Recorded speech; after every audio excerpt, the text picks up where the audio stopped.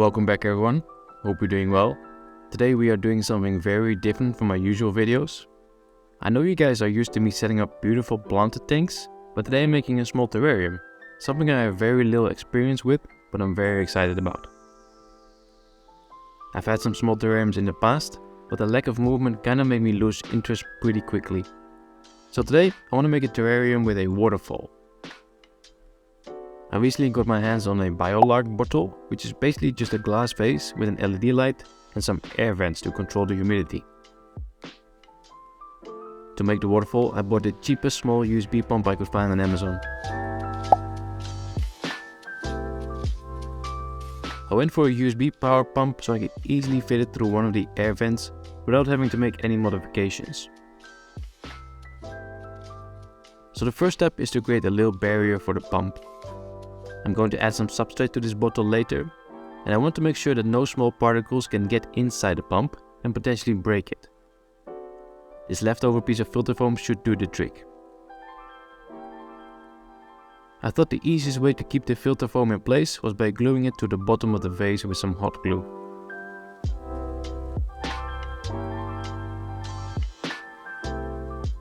I want the waterfall to start all the way at the top of the bottle, so I'm adding a small piece of tubing to the pump, and I'll cut this to the desired length later. Now we can get started on the hardscape.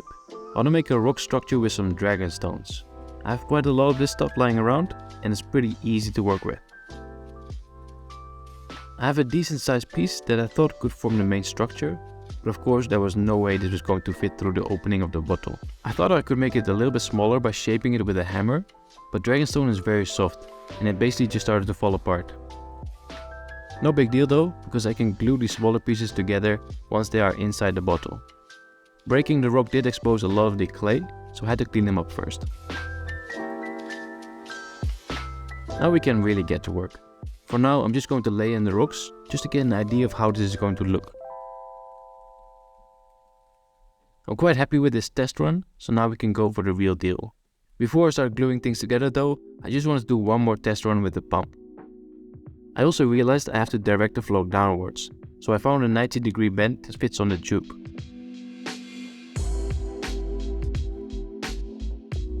I decided to make one more adjustment.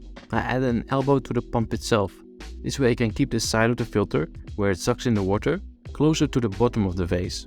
Hopefully by doing that, I don't need a lot of water to keep the pump running. I'm pretty confident that this is going to work, so let's start gluing. First I'm going to glue the tube to the side of the glass with some hot glue. Now we can add in the rocks again and secure them as well. For that I'm using the same technique that I always show in my aquascape videos, liquid type super glue and cotton pads. The cotton pads provide a large surface area and soak up the glue really well. It does leave some white marks, but we can cover this later with plants and moss. A couple hours and lots of glue later, and this is what I have so far. Looks pretty good already, but I think we can make it even better. The next step is to close a lot of the gaps between the rocks, and I'm going to do that with sphagnum moss. I have never worked with this stuff before, so I was a bit surprised when the 4 liters of moss I ordered arrived looking like a flat chocolate bar. Apparently when you dip it in some water, this stuff expands a lot. So the sphagnum moss is very good at holding moisture, and by wedging it in between the rocks, we can later add plants on top of it. And hopefully by doing this, the plants are less likely to dry out.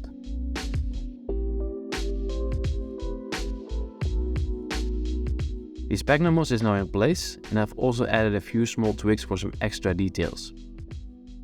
Now we can go in with the substrate. I'm going to keep this very simple and just use a bit of leftover aqua soil. This is not your typical terrarium substrate, but I think it will work just fine. With the substrate in place, it's starting to look like how I envisioned it. I just want to make the transition from the substrate to the rocks a little bit more smooth, so I'm going to add in a few more smaller dragon stones. So that's the hardscape done, and I think it looks great. Now let's move on to the plants. I know absolutely nothing about terrarium plants, so I'm going to stick with what I do know, and that is aquarium plants. Most aquarium plants do just fine above water as well, as long as the humidity is high enough. I'm going to start with some moss. I chose weeping moss, but I think any type of moss will work here.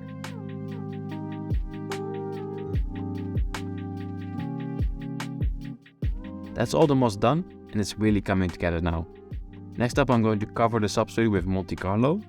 This is a very popular carboning plant for aquascaping, and I'm sure it will grow just fine in this terrarium as well. Lastly, I'm going to add 3 different types of Bucephalanda.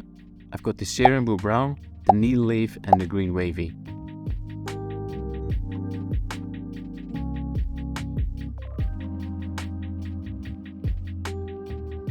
That's the planting done. As a final touch, I've added a few sprigs of Tripartita mini and some of these dry roots. I'm really happy with how this terrarium turned out, and I think it deserves a spot on the shelf. I really enjoyed making this, and it was pretty easy to do as well.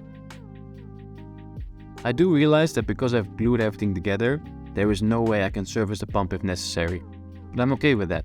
If the pump breaks, I have a good excuse to take the whole thing apart and make a new layout again. Both the light and the pump have a USB plug, so I ordered a double USB adapter and connected that to a smart socket. I'm keeping the light on from 9 AM till 10 PM, so pretty much the entire day. Well, that is it for this video. I hope you guys enjoyed it. As always, don't forget to smash that like button, and I'll see you next time.